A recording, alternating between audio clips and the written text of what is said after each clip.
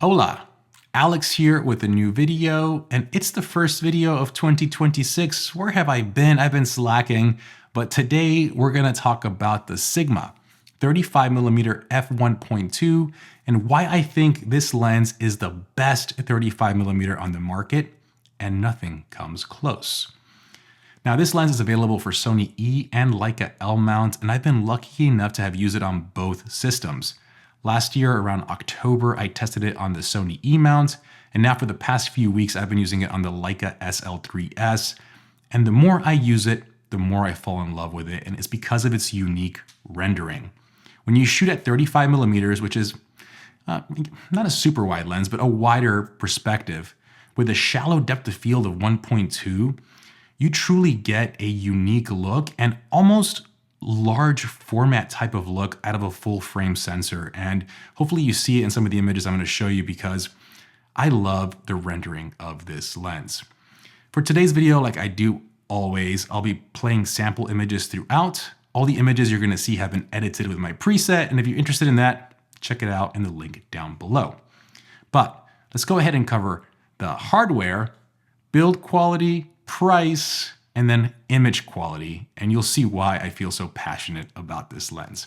But going to the build quality, this lens is a Sigma lens, and what I mean by that is it's made out of plastic and metal, high quality, great aperture ring, customizable function button. I don't think anybody can hold or feel a Sigma lens and say it feels cheap. These lenses feel great, and if you see how they make these lenses in Japan, you'll see that the craftsmanship that goes into them is truly world-class, and you feel it. This lens, though, is one of the pricier lenses on the Sigma lineup, coming in at $1,549 at the time of this recording. Normally, I would talk about price and say how it's kind of a ding or a notch to go against this lens, but in this specific case, it actually is still a bargain when you look at the competition, and when you look at the form factor, it becomes even a bigger bargain. Hear me out. So currently there is 3 35mm f1.2 lenses in the market.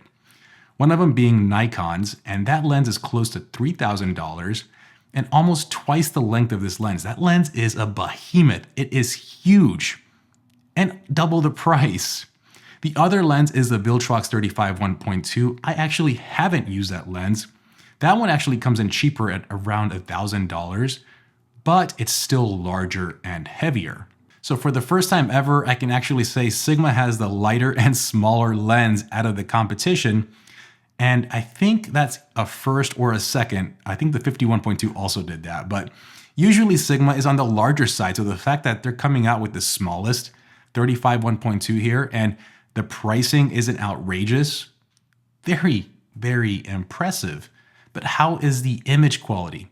Well, I kind of touched on it a little bit in the beginning.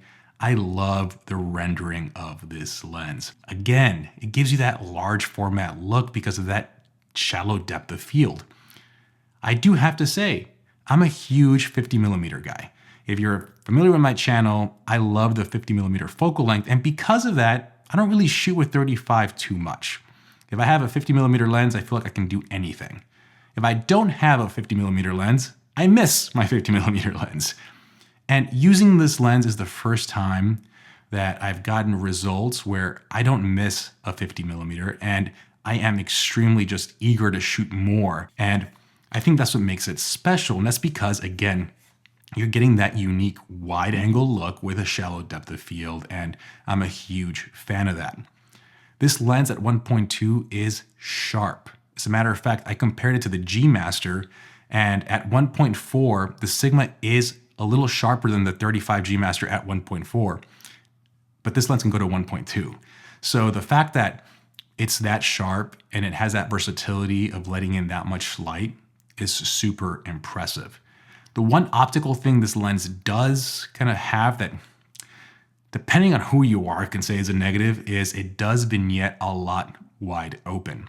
Now, you can enable a profile correction in Lightroom to fix that, but I actually don't like the way this lens looks when I enable profile corrections. As a matter of fact, I usually do enable the profile correction, but set the vignetting to 10 or 15 because this lens looks really good with that natural vignette shot wide open. And I can show you an example here of what I'm talking about. And I think the reason why it works is because optically, outside of the vignetting, this lens is almost perfect. There really is no distortion. So the profile isn't really doing any distortion correction. It's just doing vignetting correction.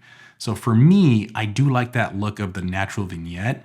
And because the lens is pretty much optically perfect outside of that, it gives it that look. But you tell me what you think down below. So when you look at the market, and we'll start off with Leica L mount first. If you're in the market for a 35mm lens, I don't think there is any other option that's better than this lens. Again, 35, 1.2, the versatility you get because you're able to stop it down to f2 and compete with the big boys like the 35 Apo.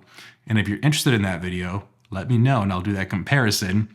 But I've done a comparison before with the 50 Sigma 1.2 and the Leica 50 Apo at f2, and when they're both at f2, they almost look identical, which means I expect the same coming out of this lens, which means for the Leica L mount, I don't think there's any other lens to really consider if you're looking for the best 35 on the market.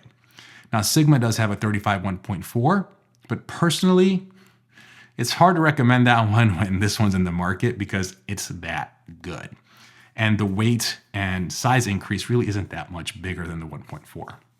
Now, my recommendation does change a little bit when I look at Sony E-mount because Sony E-mount has a lot more options and choices for lenses.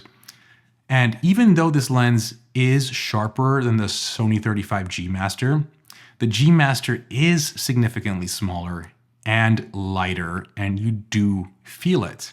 And on top of that, you can find a G Master used roughly for around $900, which is roughly $600 cheaper than this Sigma 35 1.2. And I know it's not fair comparing a new lens with a used lens, but since that lens has been out for so long, there's just so many used copies in the market.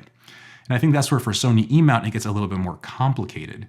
If you value carrying a light, more compact lens, the G Master is the way to go. But if you want optically the better 35mm and you want to be able to have that unique 1.2 rendering, then again, I don't think there's competition because the package Sigma gives you here is hard to beat. But what do you guys think? You saw some images. Let me know down in the comments below.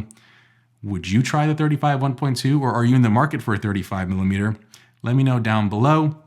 But to wrap this video up, I love this lens. So this is actually a review copy from Sigma. I have to send it back in a week. And I'm telling you right now, the minute I send it back, I'm gonna place my order to have my very own copy because I liked it this much. This lens is a banger in every possible way, and it's earned its spot in my kit, and I can highly recommend it. So guys, hopefully you enjoyed this video. First video of 2026, hopefully a lot more to come. As always, please smash the like button. If you're new to the channel, please hit the subscribe button. It truly does help. And I will see you on the next one. Have a good one, guys. Peace.